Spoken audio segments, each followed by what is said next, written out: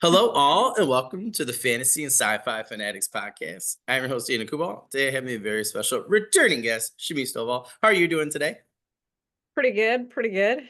Coming at you live from the 1920s here in my black and white world. I like it. Like as soon as you popped out, it's like, ooh, this is like a vibe. I like it for a Friday. It's Yeah. awesome.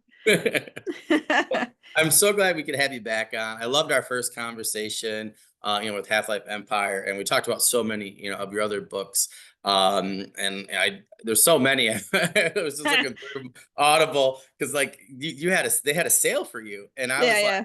I was just like, oh, I'm gonna grab that one, and it was like $6. I was like, oh, cool. I already have that one on Kindle. So for me, it just helps, right, to just to get through or quicker with my son. So I'll do like half Kindle in the car, or Audible in the car. Then when I get home, I'll just keep going with Kindle.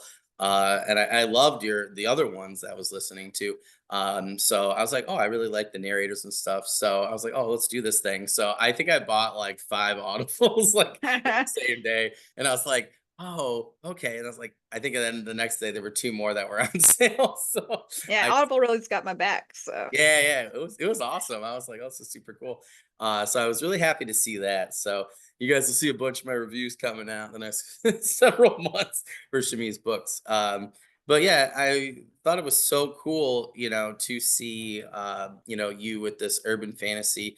I thought right when I saw it, I was like in love with the cover. Checked out the blurb, and I was like, yes, this is definitely the book for me. So I started it, and I can't wait. By the time this interview airs, I'll have already finished. And then I just want the audience to know, make sure you're checking out my review as well, which I'll put in the description link here. That way you guys can check that out. But what a cool idea. So I cannot wait to discuss that with you today.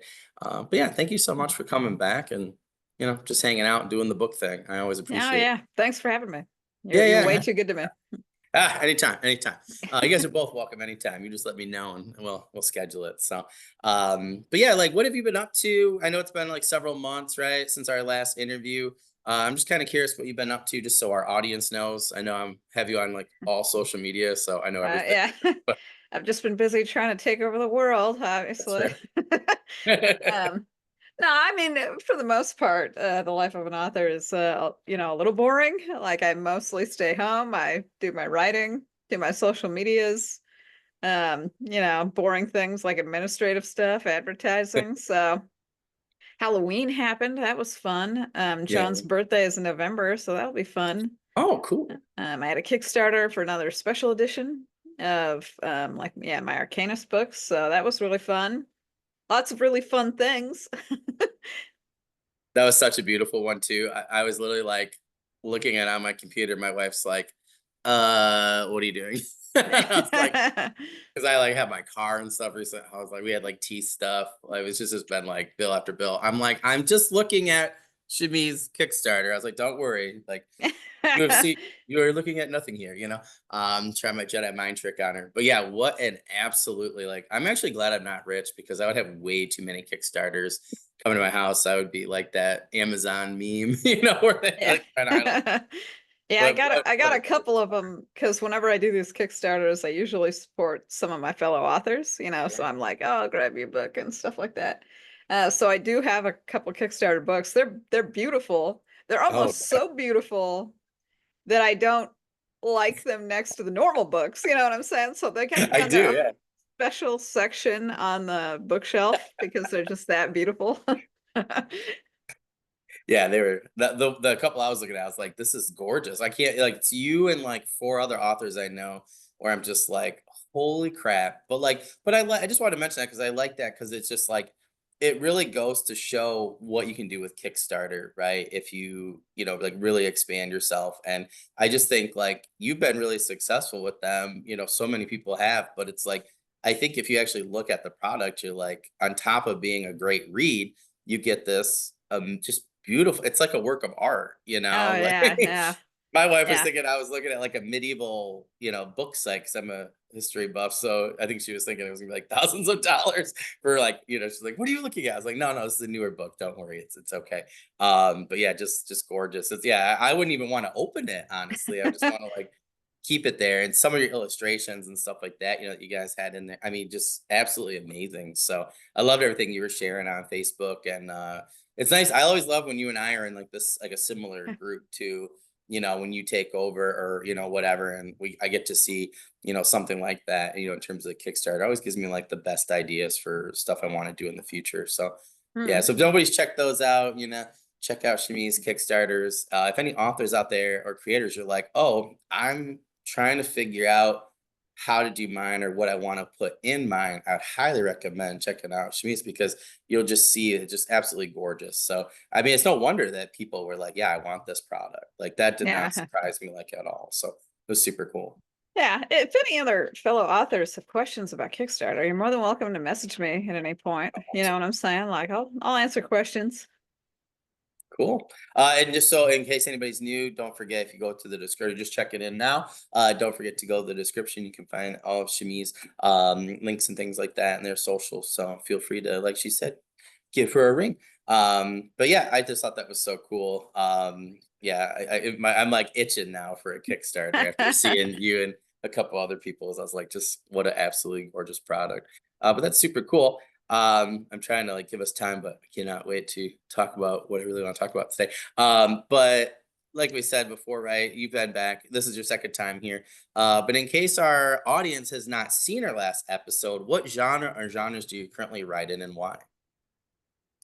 Oh, I write in a lot of genres. I mean, sci-fi and fantasy basically exclusively, but because those genres are partitioned out into so many other genres, you know what I'm saying? Like in fantasy, I do young adult fantasy, I do adult fantasy, I do urban fantasy now with Time Marked Warlock. And those are all considered like different, you know what I'm saying? I do lit Yeah. RPG, which again is considered different.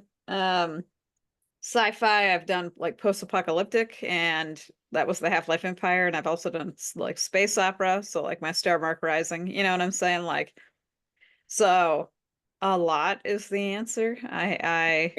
It's because I'm a huge, like I read so much when I was younger, and when I was in college and stuff like that. I'm like a big fan of a ton of genres.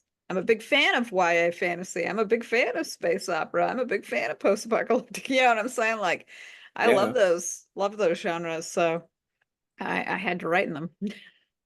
I think that makes total sense. There's like things my friend and I talk about where I have like a historical fiction, fantasy, whatever you want to call it, like a Mughal dynasty. I was like, what happens if you're in like this time era in a fantasy setting in a similar, like you're in the middle of all these other empires, and then there's like magic and a bunch of cool crap, right? And you take this, my friend was, well, her Mr. and I were talking. I was like, do you think this could be like cozy fantasy? And he was like, I don't know, it's fantasy, and I think you could go, a lot of different subgenres. But I was like, it's my kind of thing, like I was talking to Paul S. Kemp privately. Like I love his Hammer and Blade series. To me, like they usually stay in the city, and maybe it's not cozy fantasy for some people. For me, though, I think it's like I consider it really cozy. It's probably too violent for most people to consider cozy, but for me, I'm like, this is my kind of cozy fantasy. So I totally get it. It's like there's just so many cool subgenres, and cyberpunk I think is always cool. And I had CT Phipps on again, and we're just Yeah, going over cyberpunk is cyberpunk. great. I like Yeah. cyberpunk quite a bit. Yeah.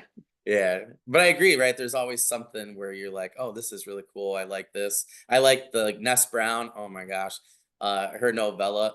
Like it was like such a great like alien-esque type of novel Yeah. novella. Oh, it was so good. I like flew through that one, so that like gave me like I was like I had to go back to some of the alien stuff and rewatch and read. So I totally get that. Um, and I think it's funny though because you're like one of those people, one of those authors where I was like trying to get a little bit of something from each genre when I was Oh doing it yeah. on Instagram or TikTok. But then I forgot one. So I was like, oh, I think that book sounds really cool. So I had to add that. But it was cool our last interview because when I posted that stuff, I had so many people like private message be like, who's this author? What's this book? So that was like really cool. But I think I just want to mention because I think it shows, right? There's a stigma for indie authors in particular, right? Where you don't, or was like, oh, stick to one genre. But I've talked to people recently who are doing multiple things, kind of like Stephen Arian, And I think that actually, I mean, Brandon Sanderson is a good example, I think, right? Where even, traditional, right? It's like one thing, but even with like his YA, you have the whatever librarians at the end of the world or whatever, young librarians or whatever, and now it's like a TV series. So I think if he limited it himself, that would be limiting a lot of really cool things. So I don't know. I think you're a great example of what happens when you really love, a genre, a subgenre, and you really enjoy consuming that product, and then present a really good one as well. So I think that that's actually a really good lesson to learn. Maybe we're turning the tide here on expectations for indie authors or creators, but I don't know. I think that I like to do that too because there's just like I like these things over here or over here, and I don't know. I think I just get bored writing in the same genre and probably wouldn't want to do it or something after a while. So Well, I think for indie authors, it if your goal is to make money, like lots of money, it usually is better to continually write in the same genre because a lot yeah, of your yeah, fans transfer over. So just because I'm a huge fan of post-apocalyptic science fiction and YA fantasy, not a lot of my readers are people who cross over like that. yeah. Interesting. So even though I write in lots of genres, I would say that I'm doing author on hard mode because that it does not allow for audience transfer that much. And that's the benefit of just continually writing in the same genre. Like if I just kept writing post-apocalyptic type of stuff, all of my readers are obviously fans of that. And so then when I write a new book, there's a bigger bump in the like launch of it because the people who like my other post-apocalyptic series are going to like Yeah, yeah, another post-apocalyptic series, that kind of thing. So, I guess just from a technical business standpoint, if you are an indie author, it is better or easier for you financially to just stick to one genre. But I have been lucky in my career that I make enough money that I can write in other genres without mhm. worrying too much about like, oh, I need to retain every single reader or else I'm gonna go bankrupt or something. You know what I'm saying? Like that's Yeah, not yeah, yeah. so if for as general advice, I would generally advise to stick to a genre and become known in that genre and then branch out. But if you're lucky and you have a hit series or something, I mean, you can do whatever you want at that point. But yeah, it's just general advice. That I just want that on the record. Yeah, yeah, yeah, yeah. It's okay. I'm the maverick. Don't worry about it. I'll get. But like, well, I guess what I'm saying is like, uh, based off of people I've had on, especially recently, a lot of people I've known, and I think I've talked about this quite a few times recently. If people are returning, where I guess my plan is to have a certain set of urban fantasy, a certain number, right? At least three. And then, but I also want to co-launch at the same time. I'm gonna do urban fantasy and fantasy. So for me, I'm always thinking like going dual that way already, right off the bat. So whoever I get, because I already have the stories like ready, Nice. Yeah, yeah. if that makes sense. Like couldn't decide what to do, so I just kept doing stuff. And when I had writer's block, I just over here, I just went over here, and it just helps me to keep writing, if that makes sense. So that's what kind of where my thought was at. But I do think it's interesting that to talk to readers where it's so weird because like if your name's on the book after I've read your last one, it doesn't matter if it's Mimic Arcanus or Half-Life Empire. You know what I mean? Like I'm gonna buy it and read it. So I Mm. do think it's interesting though to see from a technical standpoint how authors who are selling books, if that kind of thing is crossing over. But it's weird because I've talked to so many like fellow authors who are readers where they're like the same way. They're like, oh, I like that person. Like if James Logan for the Silver Road Promise, if he's gonna write something, I'll read it because I like your guys's world building.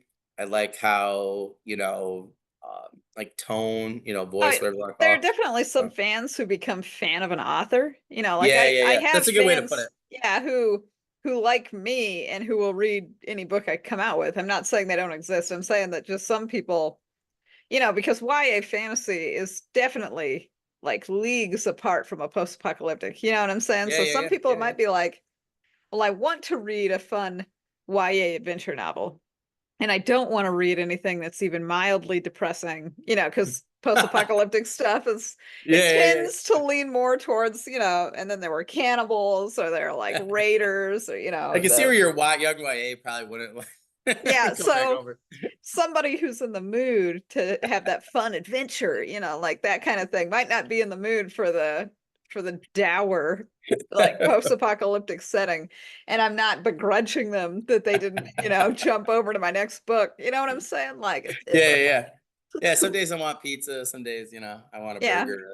So Some yeah, unexpected yeah, enough I have food. fans of my writing, like of just generally my writing, who pick up my stuff if my name is on it. But again, I totally understand if some people are like, I don't know, man. I love your YA, but post-apocalyptic, boo. Yeah, like Yeah, yeah. that kind of thing.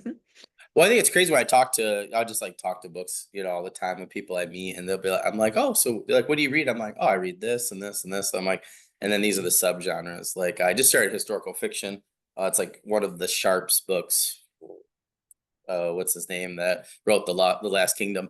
Bernard Cornwell. And I bought it for like $1, and I love history, but like I went through it and I just like was sitting with my son yesterday waiting for my wife to get out an appointment or whatever, out of school, like a meeting or whatever. And I just like flew through it. I'm like, this is really good. But like I did that because like I really liked The Last Kingdom.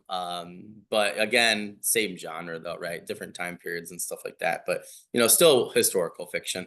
So I still knew what to expect, in general for like his writing and stuff. But it's so funny when I talk to people where I still talk to people where I'm like, do you know that there's all these subgenres, that there's or people that only read one genre or one or they just do traditional or they just do indie. And I'm like, I love everything. I like to explore a lot of different things, but it's funny to me with how many people I'm like, there's this thing called like Kindle or Nook or the internet, right? Where there's like, and I always like tell people because I didn't realize like indie was a thing until I met indie authors at an author event put on by like Kevin Hearn and other traditional authors like Brandon Sanderson was there, Pierce Brown was there, just had released Red Rising. Patrick Rothfuss was there, just released In the Name of the Wind. I think Brandon actually just came out with like Memory of Light or something like that, like two books at the same time. And I think it was like Way of Kings that just came out. I got that signed by him, but it was just so interesting to me still to see, that shift within like the last, I would say it was like probably 10 years ago, almost exactly like 10 summers ago. But it's interesting to me where I have to think back, like some people have not gotten that, and I'm plugged in with a lot of different people. So I get a lot of books, and things thrown my way. So I feel like I'm in this ultimate center of culture diffusion, which is nice because I just get so many cool books that otherwise I would miss. And I tell people all day, I had two books the other day where I'm like, where have you been hiding? And I saw this author. I'm like, where have you been? They're like, what do you mean? I'm like, I'm everywhere shouting from the rooftops. You know what I mean? Like, send me your recommendations. Like, send me some books. Like, who are authors and I can't believe every time that Spiffbo goes on and there's like authors on Twitter. I love it though. It's like 300, right? And I'm like, okay, friends, not friends yet. But like this time there were so many authors that I had never heard of. For me, that was really cool. So I was like, follow. And I was like, hey, do you want to be my friend? Like, I want to read your book, that kind of thing. Nice. Uh, Yeah. but it's fun, I think, to kind of be in the thick of it more because I get to always recommend things to people. But I get such an eclectic, variety sent to me now, which I think is really fun because I don't know, to me, that's always cool as a reader to get, I feel like I get better books that way or recommendations, but I don't know. It's kind of cool because you get the director's cut, get to talk to people like yourself about, really interesting ideas. So, which really leads me to talking today about your books. So we talked a little bit about some of your other series, things like that, but really want to talk about um, Time Marked Warlock and just in general, like, what's the book about and how did you come up with this idea? The book is like the Dresden Files meets Groundhog Day. That's how I normally pitch it to people, That's right? awesome.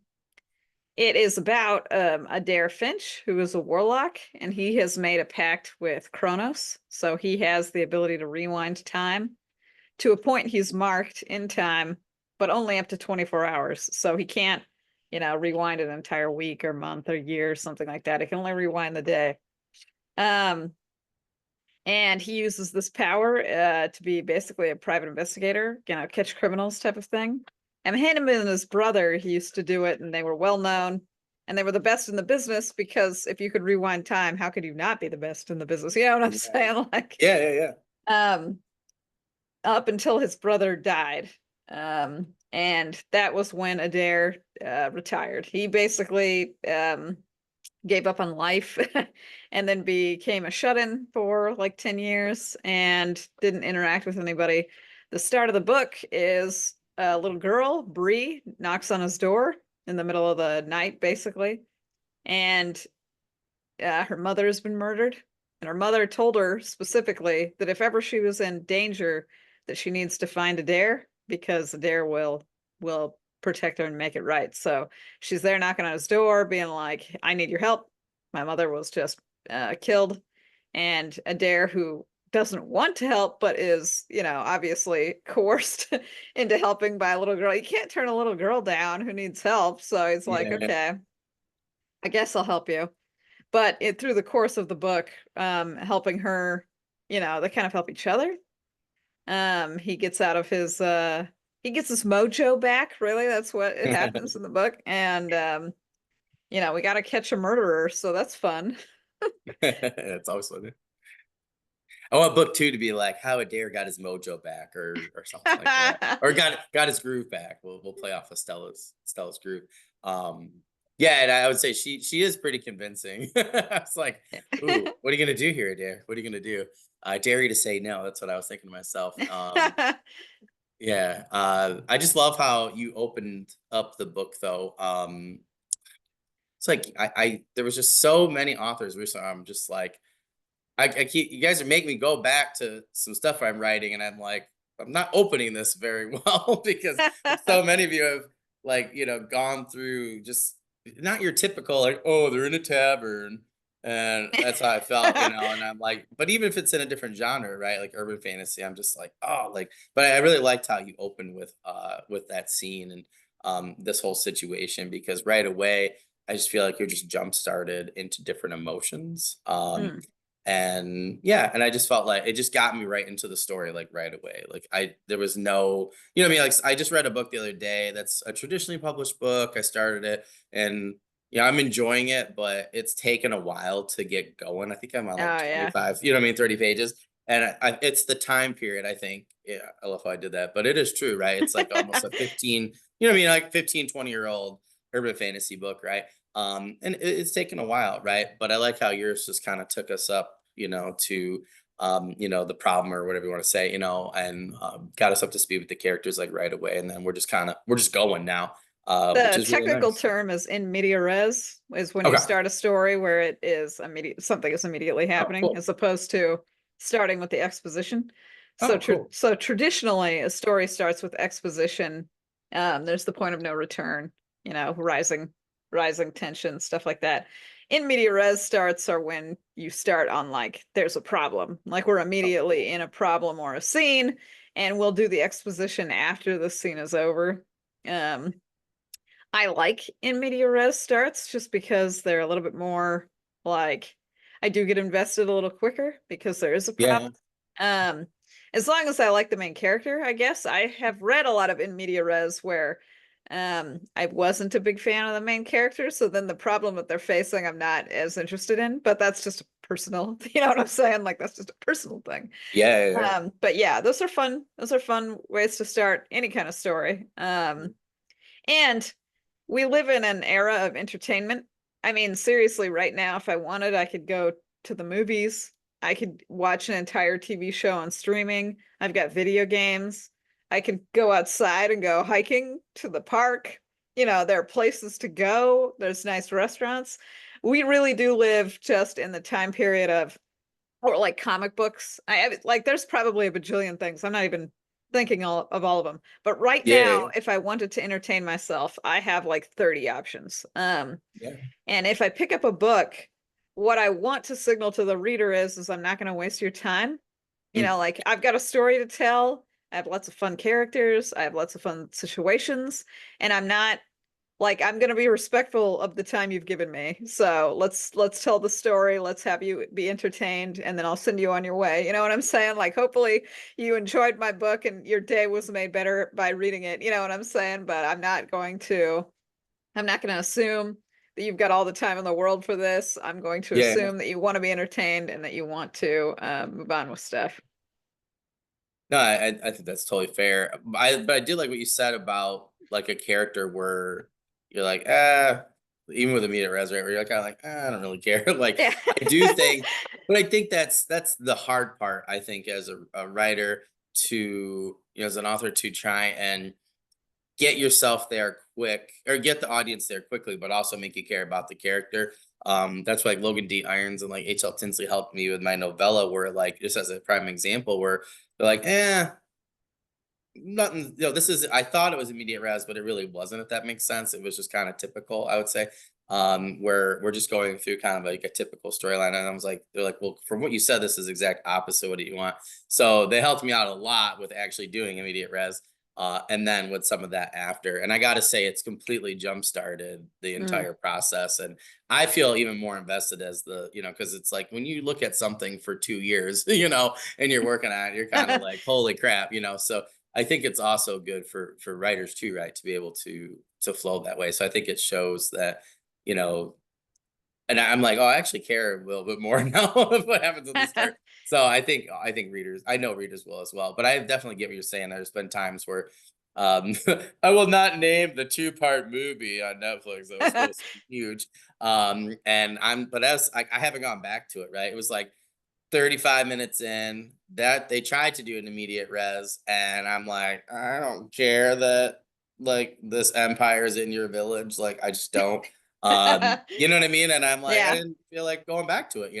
But I was trying to pinpoint what the deal was, but I think that actually is really what it was, right? I love immediate res. I thought it was gonna be my thing, but as it started going, I didn't really care about the main character or their problem. So I didn't go back and watch the rest because, again, like you said, right, there were other things that happened. It's kind of felt like it was a waste of time. Yeah. And I'd rather read your book or something instead, or listen to Audible. So it is what it is. But Yeah. I'm just kind of curious. I'm totally curious at how you came up with this idea, because I think just the a dare in general. I love warlocks. Kronos is a great idea. So I'm just kind of curious at how you came up with this, because we hear a lot of other magical beings, but warlock is one where I don't know, to me, like those were two cool things, like being able to turn back time and have a similar power at all and then be a warlock. I think was just really cool. So I'm just kind of curious how you came up with that, or was it lightning, or did Adair talk to you? Like how did that happen? Um, I have a different series where I have characters that bond to magical creatures. So I already really like bonding, yeah, to magical creatures in general. That's just a concept that I am really partial to. So warlocks, at least historically are in D&D and stuff like that. They make a pact with a magical creature and they get magical powers. So it's almost like bonding, to a magical creature, Sounds except good. some of them are demons. I mean, most of the famous ones are like then they bonded to demons or something crazy like that.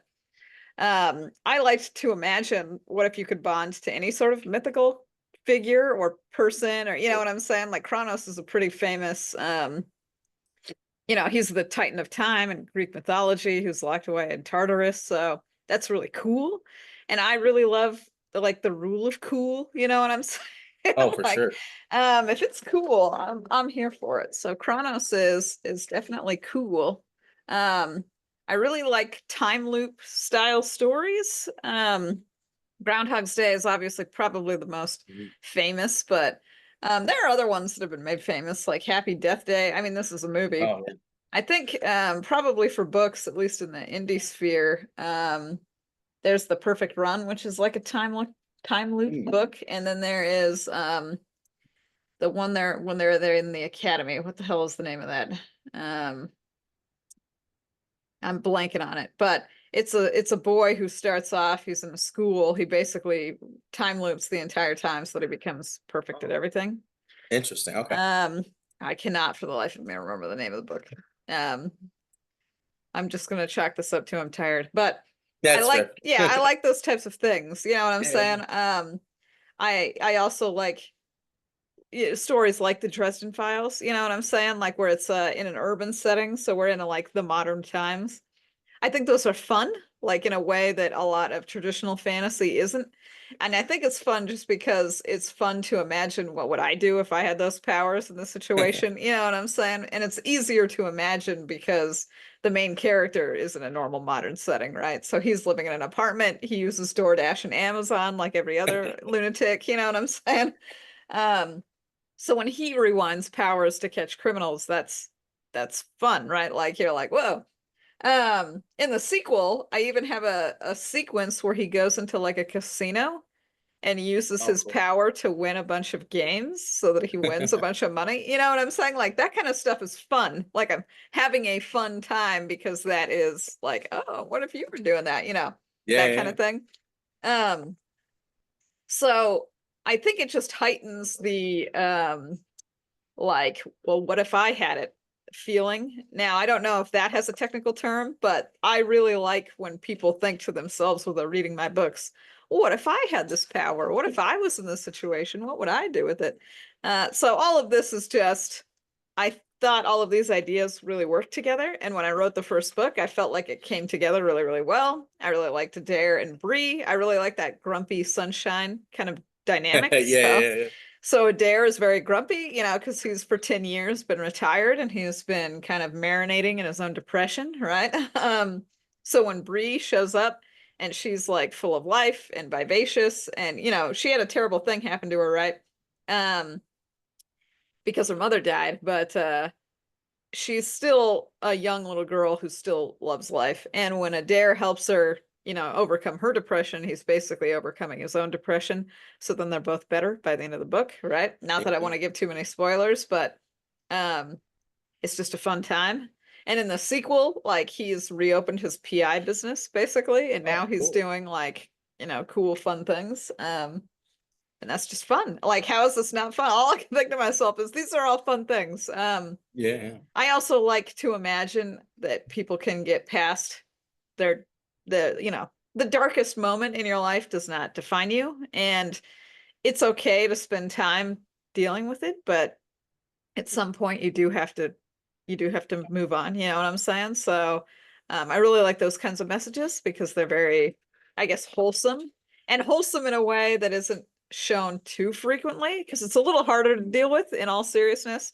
It's really easy to be like, don't bully people. You know what I'm Yeah, saying? Like bullying is yeah, yeah. bad. Being racist or sexist is bad. Like these are easier to show in stories. It's a lot Yeah. harder to make fun a story about somebody overcoming grief and depression. You know what I'm saying? Yeah, Like yeah. Yeah. that's not the easiest subject matter, but it's still very important. You know what I'm saying? A lot of people go through some pretty down points in their life, and it's nice to see a story where a character gets back up. You know what I'm saying? Yeah. It gets back on the horse.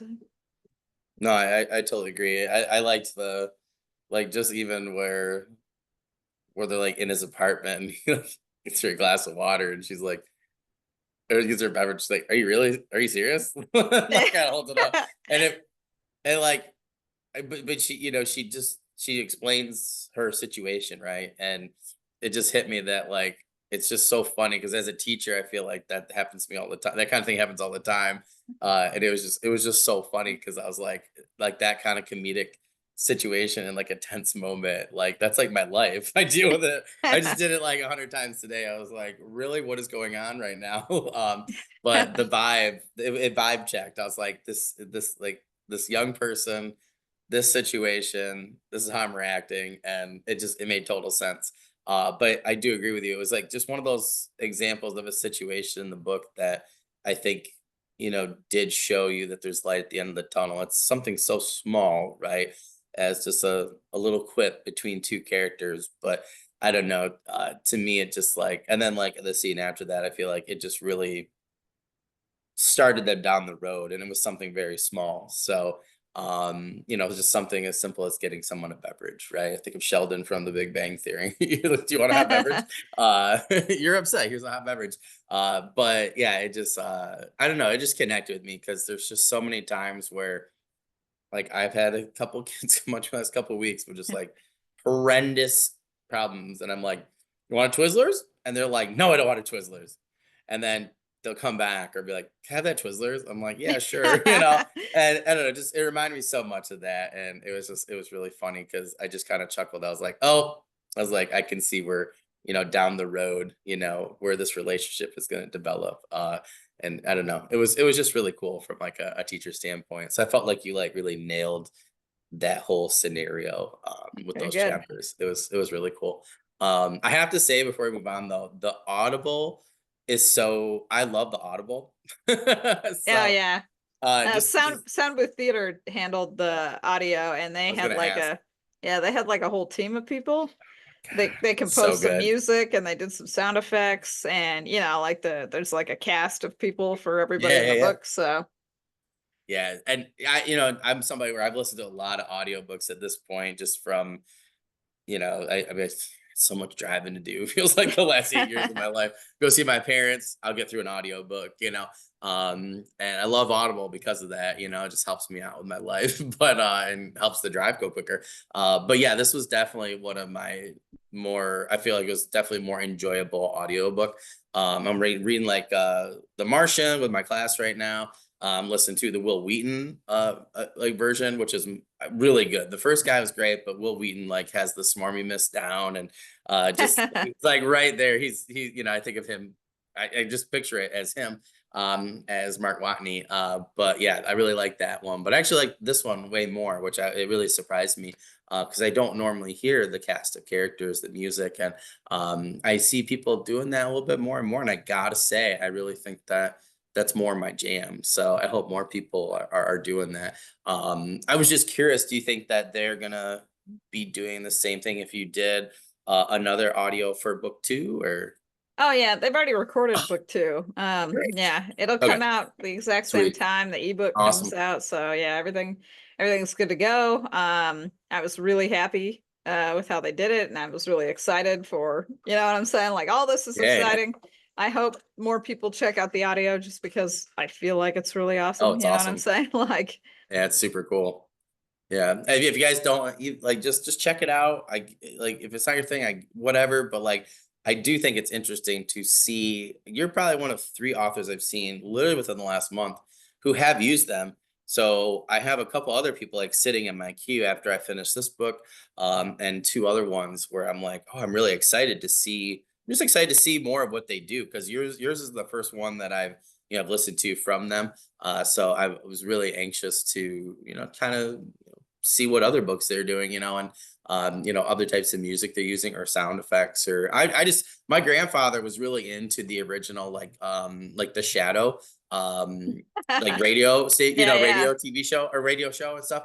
And when they did the movie with Alec Baldwin, like we went to go see it. And I was like, how was it? And I was like, I liked it. And my grandfather was like, oh, it's just not the same. And I remember we went to Crackle Barrel, and at the time this is back when they had cassettes and stuff. So we got the tapes and we happened to see The Shadow. So we grabbed it. So your book literally like took me back to driving around with him, with the cassette, listening to The Shadow, like the original ones. And it was really cool. So for me, it was like very nostalgic. And I think that's why I really liked the way that they did it. It really resonated with me.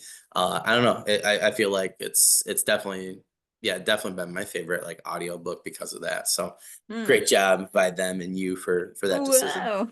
I'm really looking forward to that. Since you said that, I'm actually really excited now. Even more excited for book two. So that's super cool. Oh But yeah, I that's can't wait for book also two. yeah, yeah, yeah. Do you have like a relative date or No, it's already up for pre-order.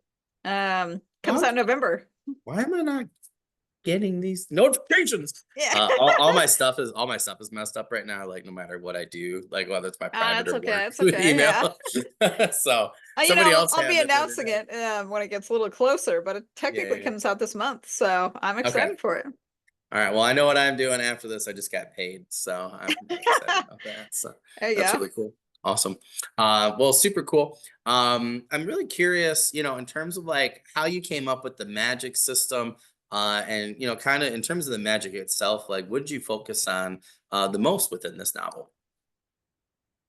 I guess for the magic system, I wanted it to be a little bit more modular. So usually warlocks at least in other medias like Dungeons and Dragons or something, they make a pact with like one creature and then that's it. In this book, warlocks could make a pact with 5 creatures. Oh, cool. And I have this core system basically. It's based off of, so there is a, like, the Hindu teachings about chakra that flow through the body. They Mm. talk about how your chakra flows through different points that are really important for you as a human. Yeah. And I believe it's either 7 or 12 depending on which teachings you're reading, but it's stuff like your heart and your stomach and your lungs and stuff like that. That's where the chakra flows through. I decided to use that as inspiration, and so I have Oh, that's 5 cores to the human being, and I have it as the crown, the heart, the soul or the spirit, the loins, and technically the eyes too. So crown, eyes, heart, spirit, loins. And these are the 5 parts that kind of make you up as a human being. And you can bond creatures to each one of these cores. And so that's how the warlocks work. Adair has Kronos bound to the crown, so the head. And he also has a pact that he's made with, and he's made it with Keiko, an Ifrit of a rebellion. So an Ifrit is like a fire creature in mythology from oh, like the okay. Middle East. Oh, So interesting. technically Adair has lots of fire magic as well because of this other thing that he's bonded to. And in the first book, he also makes a third bond with a mischief spirit. Mm. So he needs to break into a building and he makes the bond with a mischief spirit because that'll allow him to open up locks Oh, and that's not cool. show up on cameras. Right. Oh, that's So awesome. he does that, to do the sneaking around because he's investigating. And I really like the system because this allows him for more powers than just the one power, you know what I'm saying? Yeah. It allows us to have more like packs. So in future books, he could meet other creatures and maybe make packs with them to get their magic and stuff like that. I wanted just more storytelling possibilities. I wanted a wider variety of things that could happen. You know what I'm saying? So I thought by having these 5 cores and bonding creatures to them that this could be really fun. You know what I'm saying? Like, just in general. And I have another magic system for the witches, and they're technically in the books too. And I have werewolves technically show up in book number 2. So I have cool magic systems because I really really like cool magic systems, and I do think about them in terms of like how can I use this in a story? And Yeah. it's Yeah. better to have it more open than limiting because the more Yeah. limiting it is, the less I can tell of a story. Like if Adair could only rewind time, like that's fun, don't get me wrong, but it is a little bit more limiting on what we can do. Yeah. Yeah. But if he also can summon fire, control fire, if he can also pick locks, if he could also bond with a different creature, like maybe we can run into other Greek gods and he can get their powers, right? Like Kronos was not the only Titan. There Yeah. Yeah. are also other, really famous gods. Everybody knows Hades, everybody knows Zeus. You know what I'm saying? What if we found those guys? Could he get those types of powers? So it's just fun to imagine again, more like, oh man, what if we could do all the things? So that's all. I do think of things a lot in terms of storytelling potential as opposed to I just want one cool ability. You know what I'm Yeah. saying? Yeah. No, it's super cool. I'm just curious. So to me, it sounds like 5 pack cartridge system, right? You like load it up here, you load up here, load up here. Now, I'm just curious because that's really cool that you're talking about like story based, and I always think about that too. I'm like, this is cool, but I'm like, what does it have to do with the story? Like, I had a guy where I'm like, okay, he could have a cool sword, but like, did his peeps just give it to him? And instead, I found something cool where it's like it happens in a story in the first book, like the first actual book, and I changed it, and I was like, oh, that's really neat. And yeah, I felt like it drove the story more. And then anytime now where you see that he has the sword in the other books, you know why, but it's cooler because of the story, right? It's not just something he Yeah. found, or yeah, and he like did do a lot to get it, right? So yeah, I definitely agree with. I think story is the best way to do that. But I'm just curious, in terms of like if you, let's say that you're a dare and you're loaded up with 5 awesome like gods or mythological beings, is he going to be subjected to this for the rest of his life? prolonged or not, or are they able to kind of get out of the bonding at some point? I'm just curious. So the warlocks can make a pact with the creature, and the pact is basically a deal, right? Like, so when he makes the deal with the mischief spirit in book one, what happens is the mischief spirit walks up and he's like, "Hey, I need your magic." And the creature's like, "I'll give you my magic, but in return, you have to find me a human body, like a dead human Gotcha. body. Me as the spirit, I want to be a human, or I want to inhabit the human body. So this is the deal we're making." Gotcha. And Adair says yes, and then he gets access to the mischief spirit's magic. But then in, payment, he has to get the mischief spirit a human body, right? And as soon as he does get the mischief spirit a human body, he's completed his pact. And at Gotcha. that point, he can release the magic if he no longer wants to use it. And then he can get somebody else, so he doesn't have Yeah, to yeah. keep this magic forever. It's all about whatever deal you make. So some That's of the cool. deals could be really easy, right? Like, oh, I really want silver, like the silver metal. Like there's a different warlock in the book who makes a pact with a dwarf, and the dwarf wants various types of metal. So that's their deal, right? The warlock has to get him these interesting metals. And as soon as they do, they can end the pact. He can get rid of the magic, the dwarf's magic, or he can keep using it until at a time he wants to give it up. As soon as he does give it up, though, he needs to make another pact to get it back if he need, you know what I'm That's cool. saying? So Yeah, that's awesome. yeah, it's very modular. So, he could make packs with less and less creatures. He could just only have five at a time. Like five is Yeah. the limit. Yeah, like you can only like wear 4 rings at a time in Diablo 2 in your Yeah, there you inventory. go. Yeah. But that's so cool though, because I totally get what you're saying even more now, because if you're doing it modular based like that, yeah, like it could be a shorter pack, could be a longer pack, right? But yeah, that does give you that's cool. It just gives you such a wider range of stories or beings, or like your possibilities are really endless there, right? If you can constantly switch out and Yeah, fulfill a pact, or but then there's a lot of cool things I think with maybe he doesn't want to, maybe he tries to prolong it, or maybe they do, right?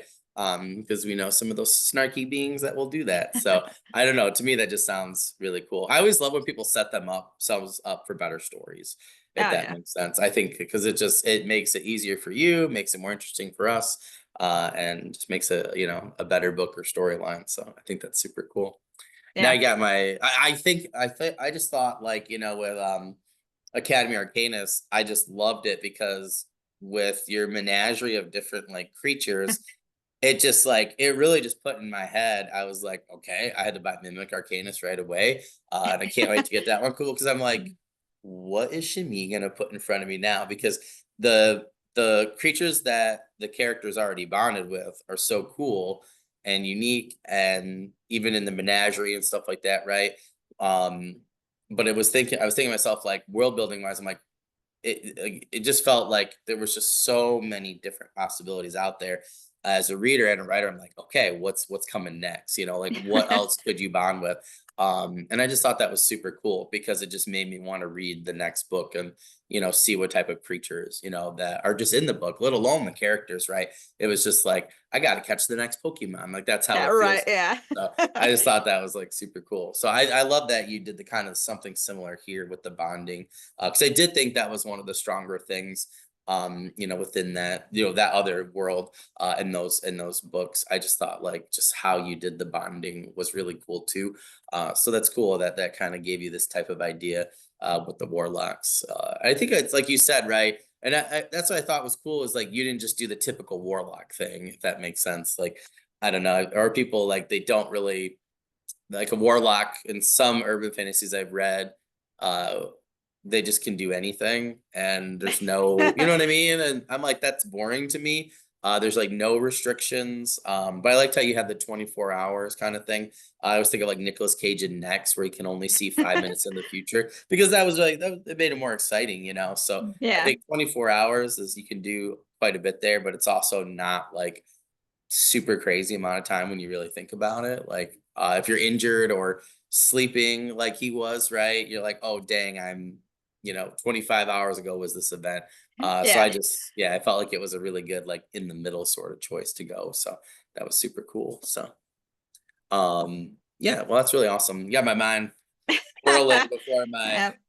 my writing session. all those imaginations Yeah, yeah, yeah. percolating or whatever. Yep. Yeah. Yep. Yeah, for sure.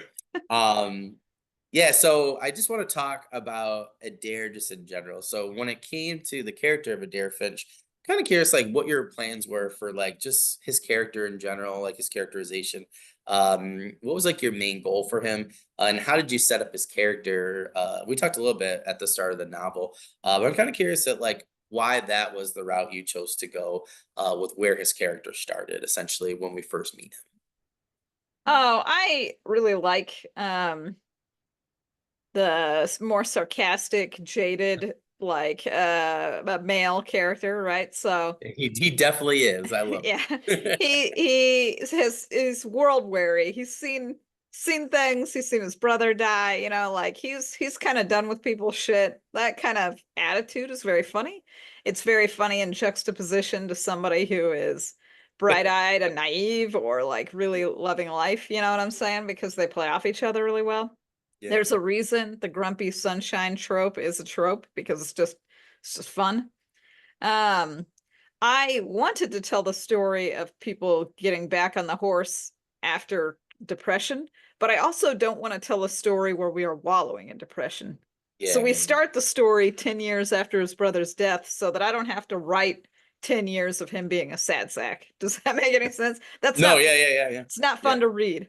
yeah, Um, it's fun to have as a backstory. And I say fun as in big fat quotes, but it's fun to know he was a sad sack for a long time and now he's not going to be a sad sack anymore because that is hopeful and you like to see it. You know, nobody wants to see a character that they like go through a period of depression. Like yeah, that's just yep, not fun. You know what I'm saying? It's just yeah, yeah, yeah, yeah, yeah, um so this is me just making a bunch of choices to make sure that the reader will have a good time. We're finding Adair 10 years after the bad things have happened. He's still down on his luck and not himself, but we're immediately going to start bringing him out of his shell, right? Because he's been locked in his apartment. But Bree shows up and she's like, "Please help me." And he's like, "I don't really want to help you." And she's like, "You're the only one who can." And he's like, "Okay, I guess I'll do it for a little bit." You know, like that's what he basically says. He's like, "I'll help you for a little bit." And then he leaves and then he goes to the crime scene and he starts seeing things that make him think something suspicious is going on. And even though he said that he was gonna help her a little bit, he keeps helping her just a little bit more and a little bit more. And then it turns out something big is going on. Like it wasn't just a murder, there's something else happening. And so now he's really wrapped up in the case.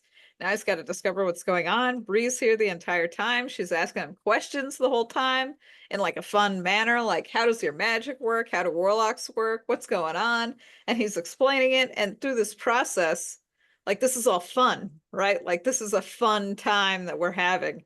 And I make story decisions based on what I feel like is going to be like an entertaining thing for the reader.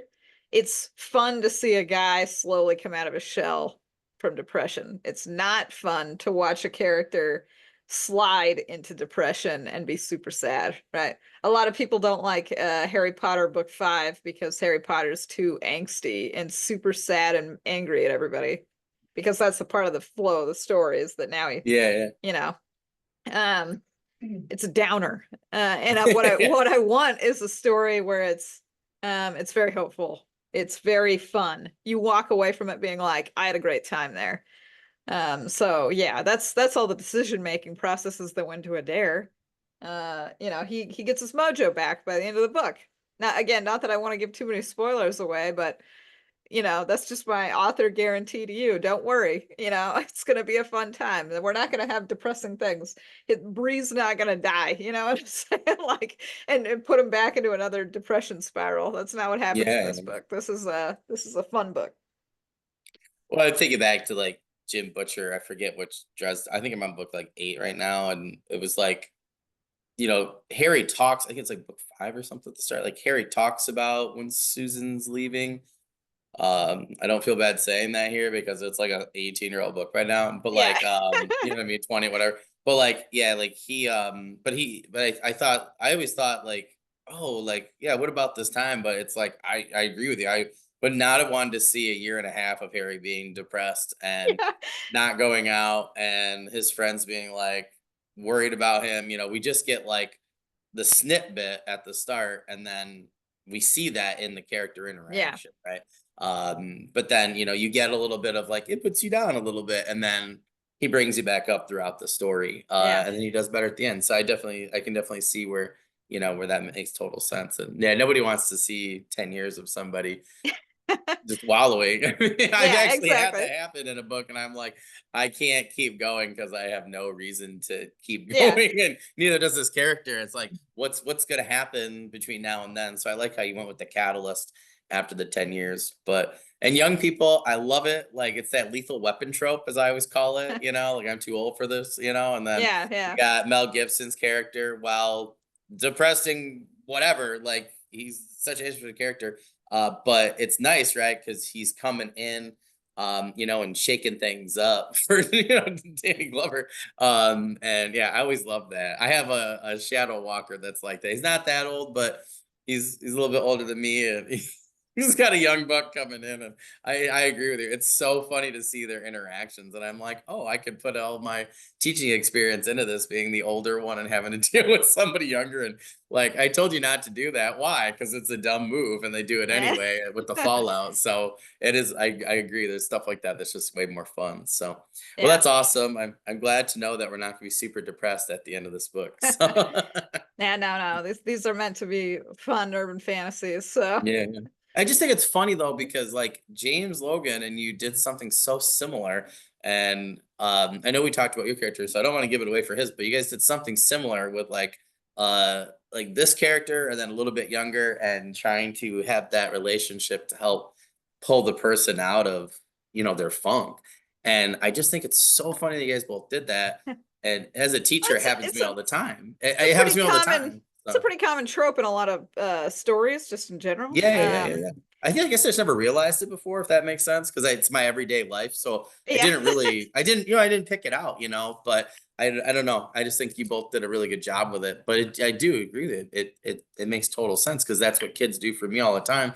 People are like, oh, there's crazy things happening, or like I had surgery and stuff. They're like, why are you in a good mood? I'm like, my students are in a good mood. It's hard to be around new life, right? Or my son, right? It's hard to be Danny Glover when you're with a young person who presents all these possibilities and energy in life. Yeah. I mean, like good luck being a stick in the mud around them. Like it's not gonna happen. So I think it Yeah, makes total it's a fun dynamic. I mean, sense. specifically, like, like, again, it's a pretty common trope. I think there are a couple movies that really exemplify it. I think The Professional, right? The one with the Oh hitman. yeah, yeah, yeah.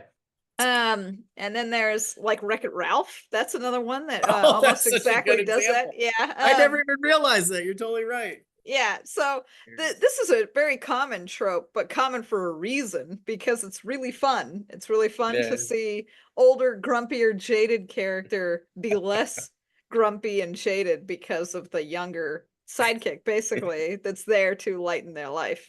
Very fun. Like I have a good time anytime I see it, on a movie or see it in a book or Yeah. something like that. So it's a lot of fun.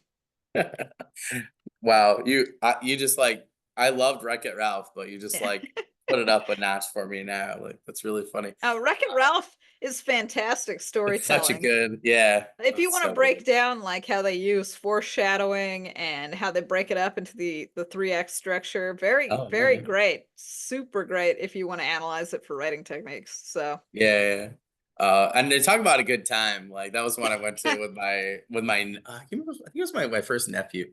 And I'm with my sister-in-law, and we're just dying. And my brother's like, it's a really good movie. I'm like, yeah. I like the second one too. That was really good. Oh, that's oh awesome. well, I guess I'm not with you there. I like the first one. I think the first one's like either a 9 or 10 out of 10. I love the story structure, the writing Yeah. is really snappy, everything about that, I was like, "Man, what a great movie." And then with the sequel, I would give it a solid 3 or 4 out of 10. I thought Oh, that the okay. writing was actually on the negative side. I mean, I Yeah, focused yeah, on yeah. the writing, like, super like, way too much. Yeah, Um, yeah, yeah. did not like the writing, did not like character conclusions, did not Mhm. like even what I felt like were character arcs. Yeah, yeah, Um yeah.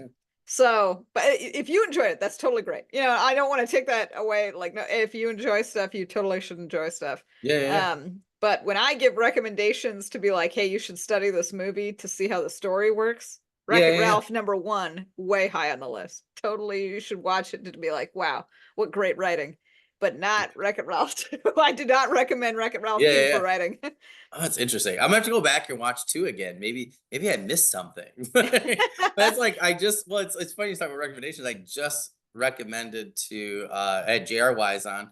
And oh, and I was talking to him, and then we had a couple recommendations, and I can't remember if it was him or the sci-fi author had on after, but one of them had not seen Firefly, and then they had it was the next author, but they messaged me and they're like, "Oh, Firefly." I'm like, "Oh God." I was like, "You know that thing where you're like people are like, oh, this is really great," and then you watch it, it's not. I was like, "That's not Firefly." I go, "Firefly is just great." I'm like, I don't have anybody I've ever recommended it on the thousands of people who have not really enjoyed it.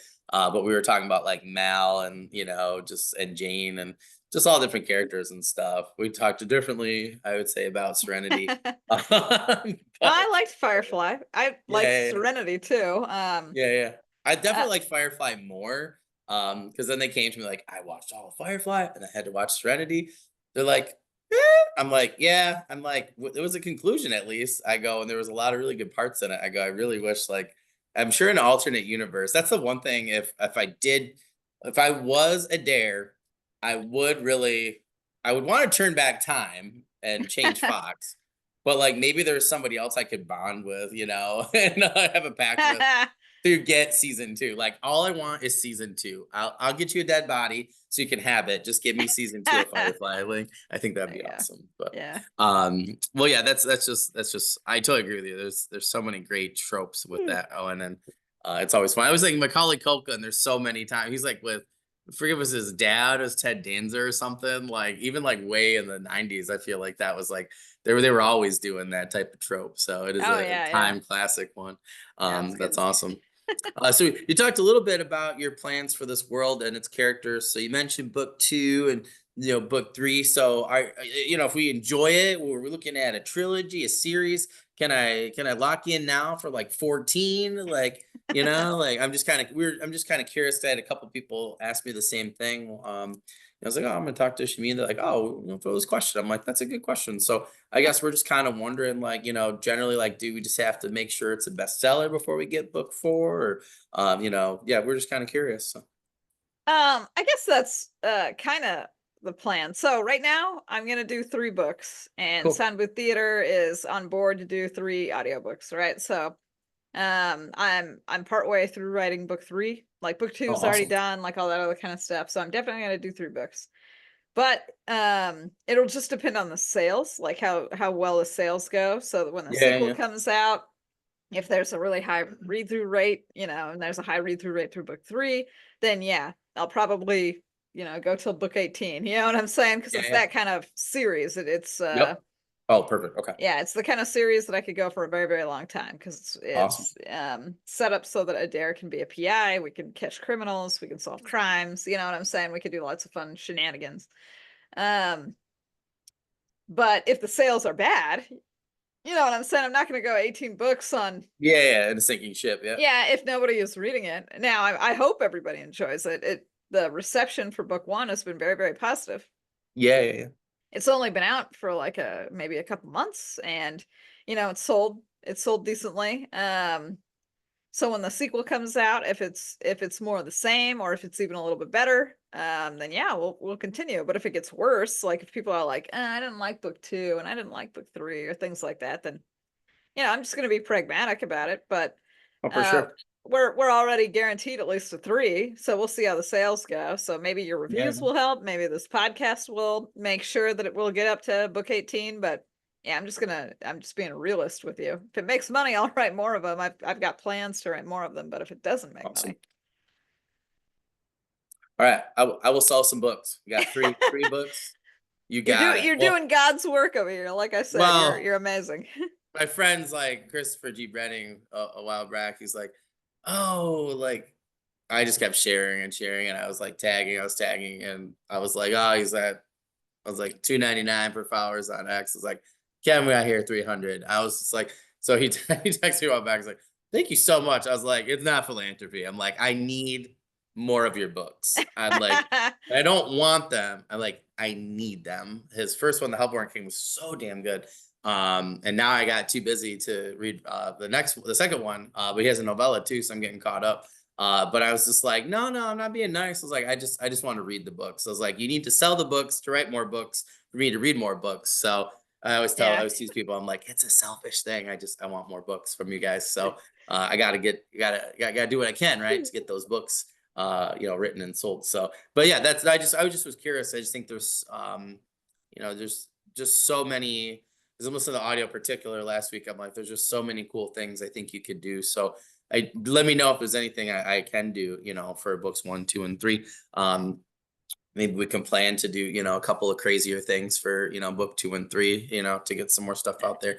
But yeah, I'm really enjoying the characters, the story, and I'm really excited to finish up. If I didn't have homework from school with The Martian, Right. I definitely would have been a lot further along. But yeah, I'll be done sometime next week, so I'll probably message you ahead of time, get you the sketch and everything. But yeah, I'm really excited Nice. to see where you go with it. And it's so interesting because I think there's, again, like, that's why I mentioned this earlier. I just think there's a lot of things that I really enjoyed about, like, Academy Arcanus, that you did, or the way you wrote it. And it is different than this book, in this series, but there's a lot of those things that I really enjoyed. I feel like you really understand characterization. You really understand what readers want in the subgenres and in each of them, which you don't usually get from people that write multiple. I'm a big I feel fan though. That's the yeah, yeah, key. yeah, yeah, Yeah. yeah, yeah, yeah. Which I think is good for people to know, right? Like, I always tell people, like, "What are you doing?" I'm like, "I'm writing what I know and writing what I love to read." I love D&D. I love D&D type stories. So I have a Yeah. few, Good, right? good. So Yeah. I think, you know what I mean? So I think that that's just a good message for people in general. Not to not like, I'm not saying not do something new or unique or whatever, but like, yeah, I think if you're enjoying it, like you said, right? I can tell that you enjoyed writing the story, and I think it comes out a lot for the readers in particular. So I think that's what people should go for. So I think it's awesome.